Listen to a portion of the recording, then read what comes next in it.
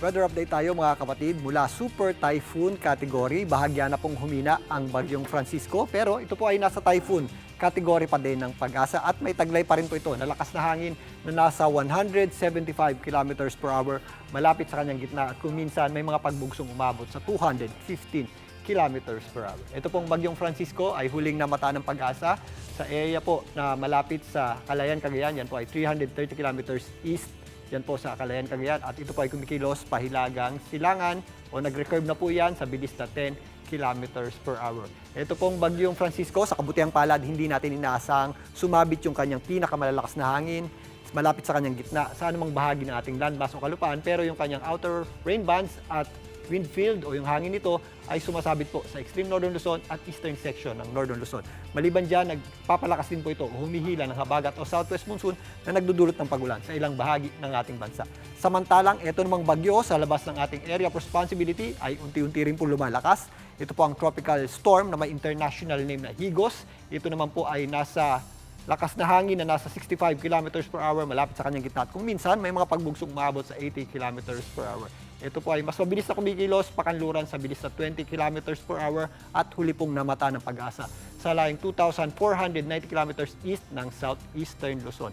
Ito pong dalawang bagyo na ito ay posible pong magsabay sa loob ng ating area of responsibility. Habang kumikilos po, papalapit ng ating area of responsibility, itong bagyong may international name na Higos, unti-unti namang aakyat. Ito pong bagyong Francisco patungo dito sa southern portion ng Japan.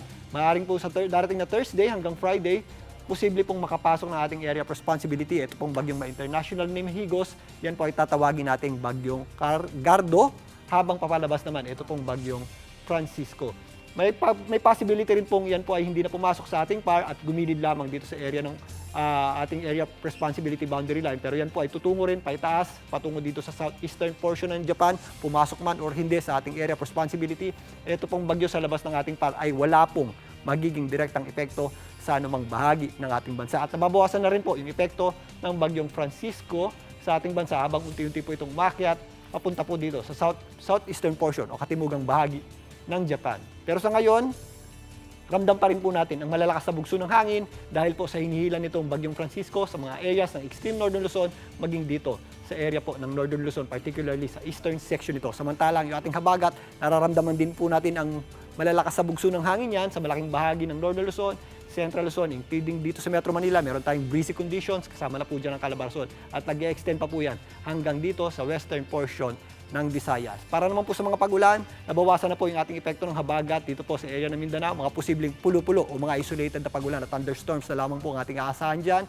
Dito naman sa Visayas, yung ating concentration ng mas matataas na tsansa ng pagulan at mga posibleng thunderstorms ay nandito sa western section nito dahil po sa epekto ng habagat. Ganun din po ang ating aasahang panahon sa malaking bahagi ng Mimaropa. Maula po ang panahon natin dyan at posible po yung kalat-kalat na pagulan at thunderstorms.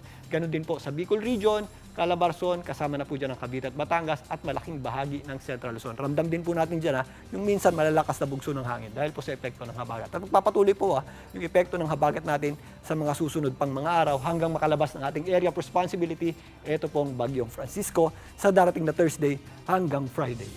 Dito nga sa Metro Manila, maula po ang panahon natin ngayong araw na ito. Magpapatuloy po yan bukas at kuminsan, papansin nyo meron tayong mga posibleng kalat-kalat na pagulan. O any time of the day, anumang oras, sa maghapon, possible po tayong makaranas ng mga pagulan. Kaya sa mga may lakad bukas, ugaliin pa rin po natin. At ang pagdadala ng payong o anumang pananggalang sa ulan. At mag-ingat po tayo dahil kapag meron tayong thunderstorms, ito po ay biglang buhos ng malakas na pagulan na may kasama pong malalakas na bugso ng hangin. Kaya possible din po yan magdulot ng matinding traffic at magpabaha, especially sa mga low-lying areas. Kaya pagandaan po natin yan, mga kapatid.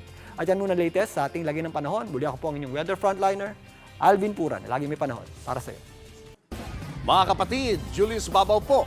Para sa komprehensibo at makabuluhang balitaan at talakayan, mag-follow at mag-subscribe na sa social media pages ng News 5.